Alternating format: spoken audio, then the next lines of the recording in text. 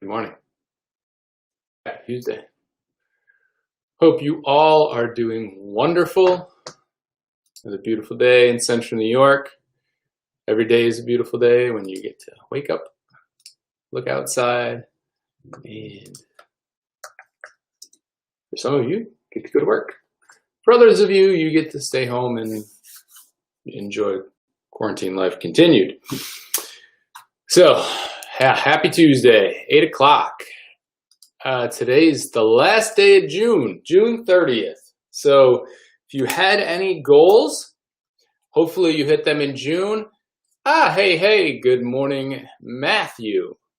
If you did not hit your goals in June, don't fear.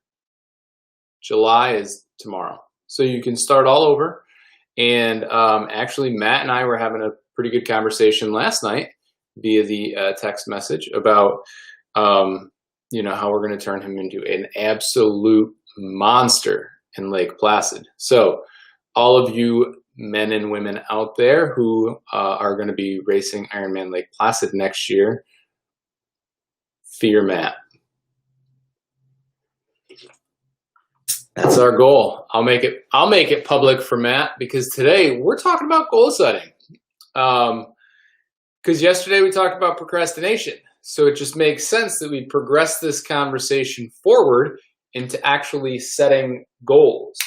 I will reference Ironman in this significantly because it makes it very easy from like the goal setting perspective and the way that I work with goals. Okay. So, goal setting, super basic. I want to be an Ironman. There you go. I just set a goal. I want to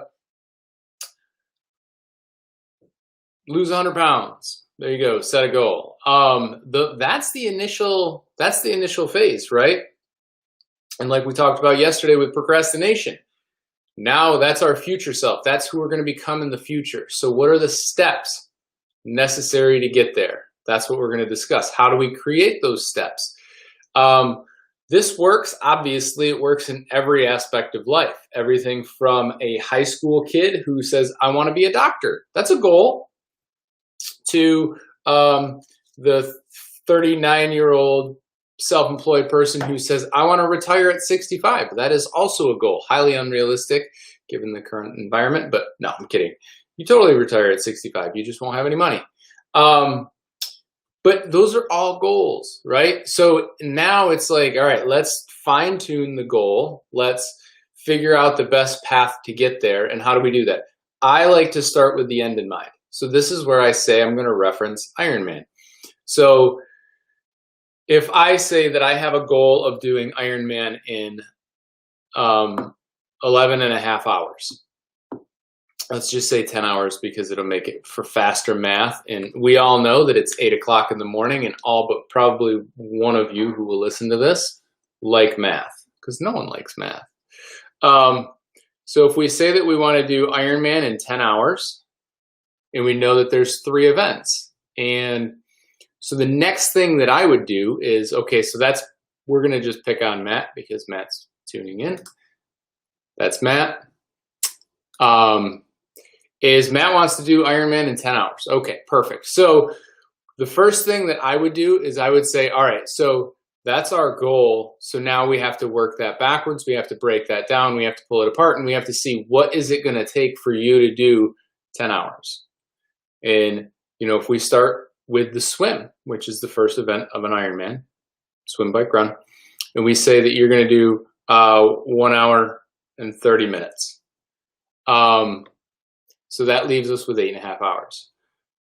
And then we figure our transition time, and we say that let's call that 10 minutes. So now we're at 1 hour and 40 minutes. So what I'm doing is I'm working backwards to see like what would it take in order for me to get to that number.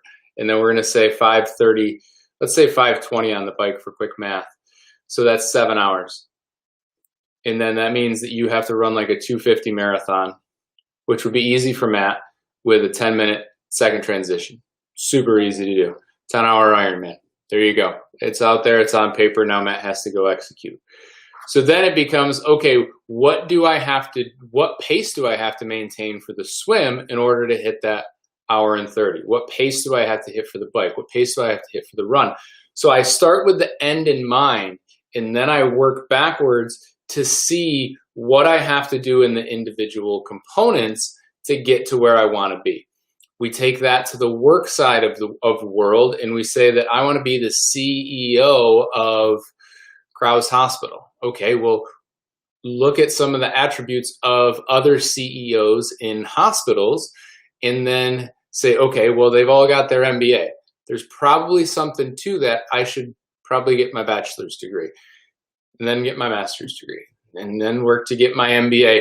And then, okay, and kind of see, so you kind of take what other people have done, and then you can kind of fine tune where you're going with that. Same thing with retirement. If you want to retire with $10 million, you have to work that backwards and hire a financial guy or girl to be able to say, okay, this is how much you need to set aside per month based on X amount of growth, which we can expect. But you start with the end in mind. Good morning, mother. And then I kind of implement this 80% rule. And I don't know, I'd have to talk to my financial guy. But I like this 80% rule. And what that is if I stick to my plan 80% of the time, will it still work?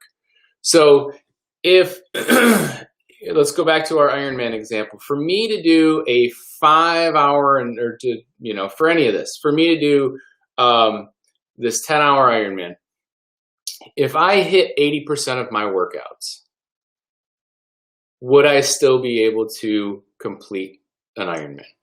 Because if I and the reason that I like this 80% rule is it gives you a buffer, okay? So it gives you this buffer to be able to say, if I can hit 100% of my workouts, what is the likelihood that you hit 100% of anything? It's 0. You're never going to stick to your meal plan 100% of the time. You're never going to stick, your financial plan's never going to hit exactly what it's supposed to 100% of the time. Especially in our economy, it's always going to be up and down. That's the beauty of our economy. And same thing with training. You're never going to hit your workouts 100%. You might be tired. You might be sick. You might be whatever. It might be super humid and you have to cut a bike workout short. But if you can design your goal, and again, you have to take that honest inventory, honest look and say, if I hit 80% of my work, will I still get there? And if not, scale that goal down. So maybe I say, like, if I hit 80% of my workouts, I can expect to do 10 hours and 30 minutes, or maybe 11 hours. So then it's like, all right, so now my goal is 11 hours. And then with that, then I can say, and then if I hit more than 80%, if I hit 95% or 100%, I have the ability to go somewhere between those two. And for me, I will be completely satisfied. But that's the inventory that you have to take.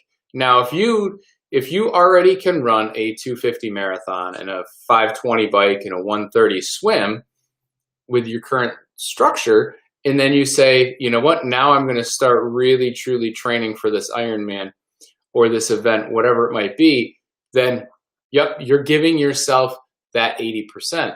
So I like to use this 80% rule. If I stick to my plan 80% of the time, will it still work? And then off of both of those, create your sub goals. So what will some of my, goals along the way be? What will some of my milestones? Maybe some of it is body weight. Currently I'm 210 pounds. I want to get down to, I want to race at, let's say 180. Okay. So it's like, all right, well, I've got to lose 30 pounds. And then it's like, okay, so how am I going to do that through training and through nutrition and all of that stuff? What kind of milestones can it look like? What should my swim times be? I want to swim 1,000 meters in X amount of, in 15 minutes or whatever it might be. So you create these little sub goals along the way.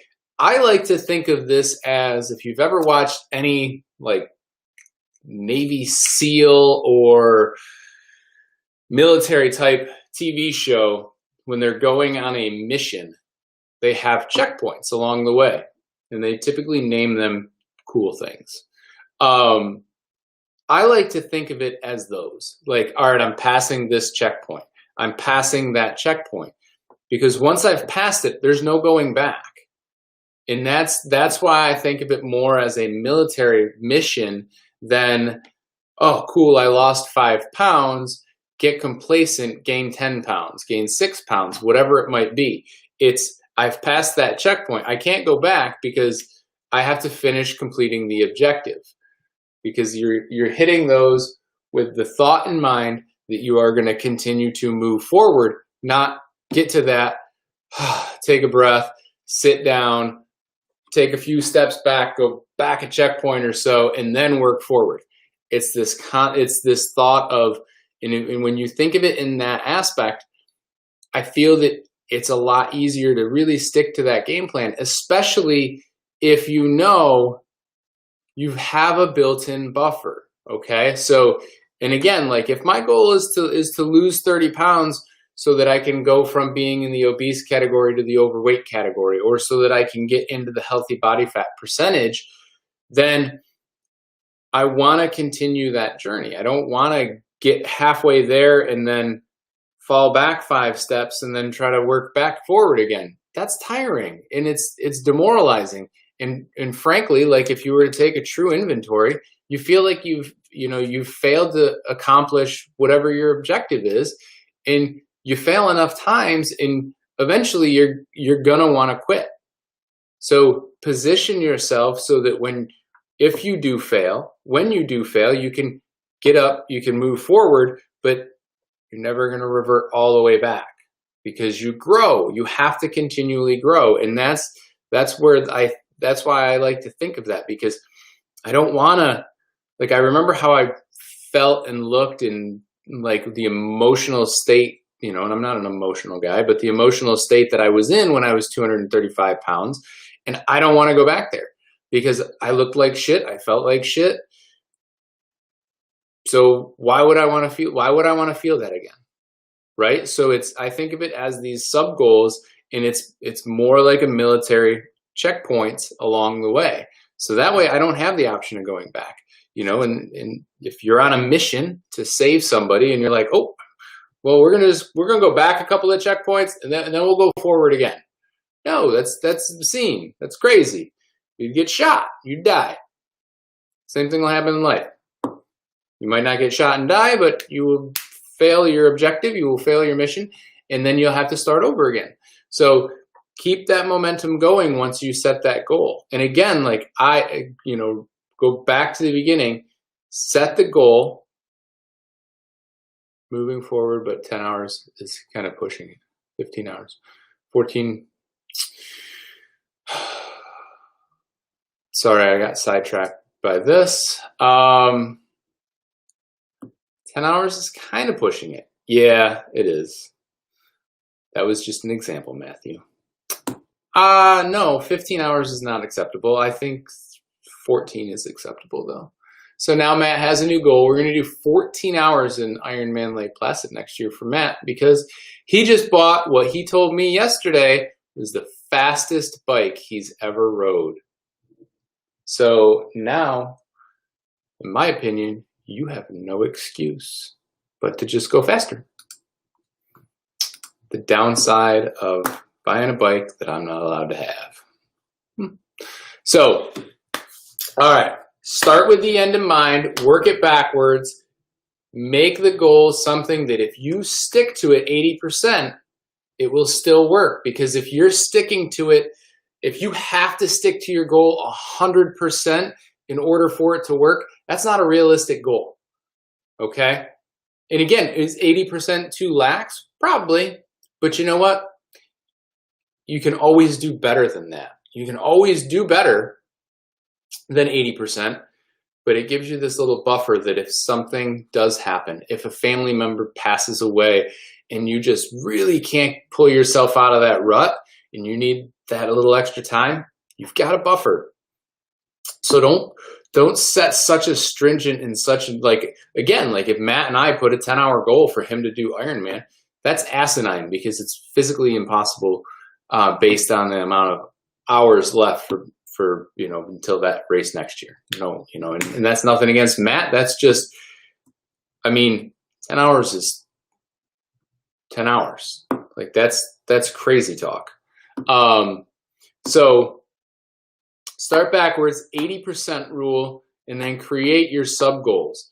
And again, like, think of those sub goals not only as like a scale victory or body fat victory, but also in the world of, exercise.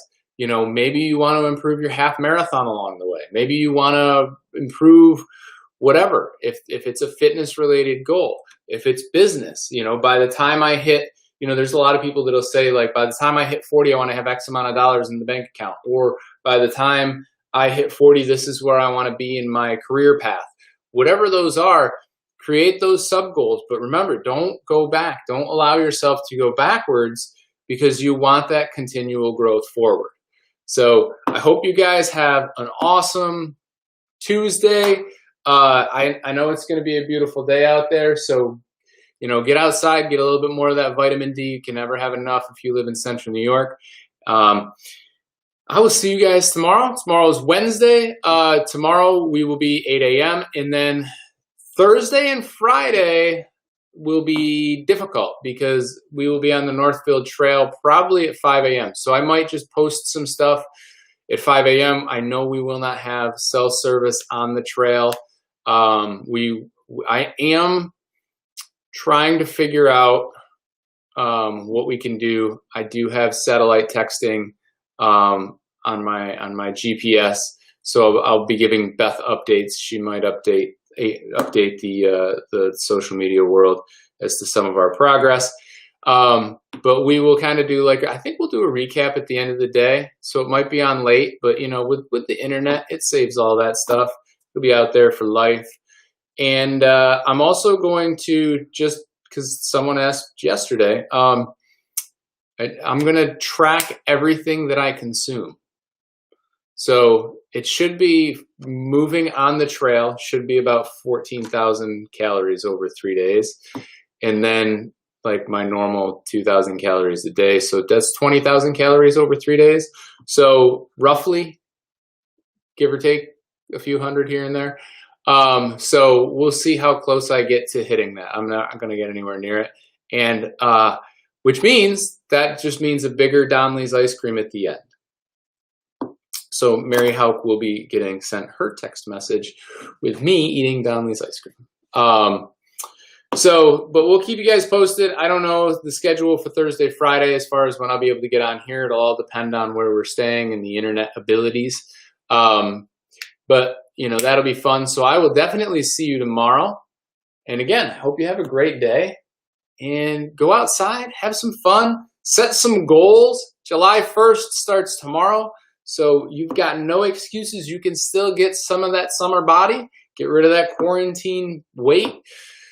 Start making yourself look, feel, and act beautiful, both inside and out. And practice your social distancing, because apparently COVID's still around.